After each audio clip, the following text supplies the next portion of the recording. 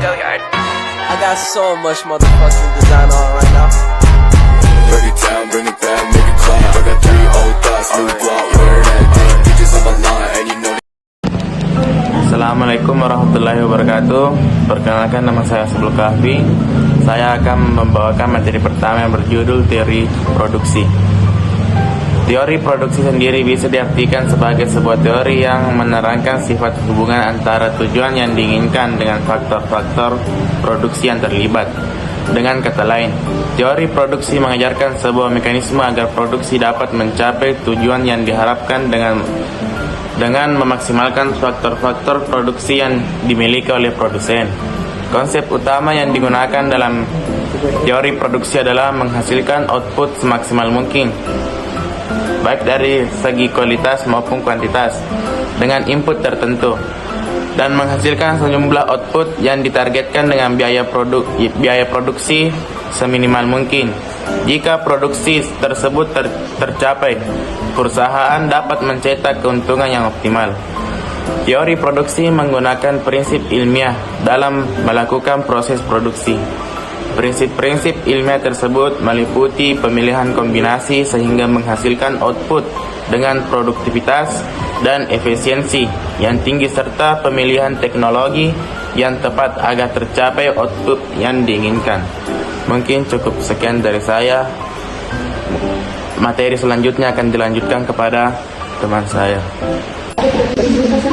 Oke, saya akan melanjutkan penjelasan dari teman saya, yaitu jenis-jenis produksi. Yang pertama, produksi ekstra, yang merupakan kegiatan produksi yang menambah atau menciptakan nilai guna dengan mengambil langsung sumber daya alam.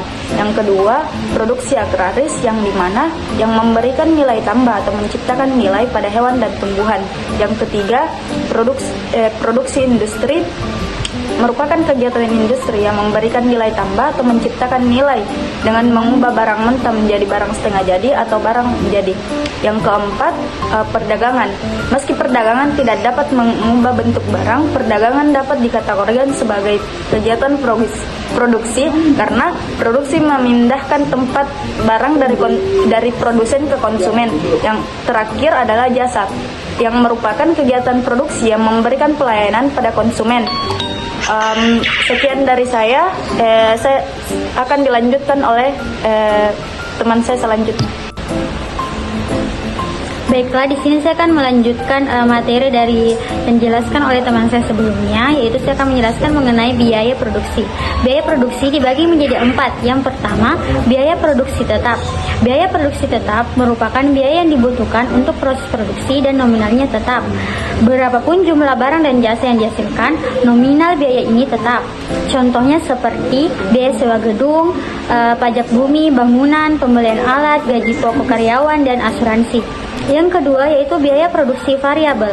Biaya produksi variabel merupakan biaya produksi yang dikeluarkan perusahaan untuk proses jumlah produk yang dihasilkan. Semakin besar volume produksi, semakin besar pula biaya yang harus dikeluarkan oleh perusahaan dan sebaliknya. Yang ketiga yaitu biaya produksi total atau total cost. Biaya produksi total dihitung dari menambahkan biaya variabel dan biaya tetap. Misalkan produksi catering melibatkan bahan makanan, tenaga kerja, gas, listrik, air, transportasi, kemasan, dan sebagainya. Maka biaya produksi total didapatkan dengan cara menambahkan seluruh komponen-komponen biaya tersebut. Yang terakhir yaitu biaya produksi rata-rata.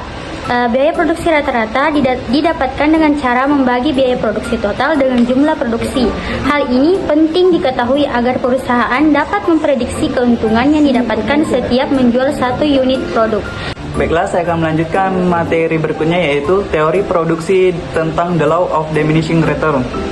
Teori produksi ini dirumuskan oleh David Ricardo. Dalam pemaparannya, David menyatakan adanya anomali dalam proses produksi yang menjelaskan bahwa penambahan faktor produksi tidak serta-merta selalu meningkatkan hasil produksi yang linear.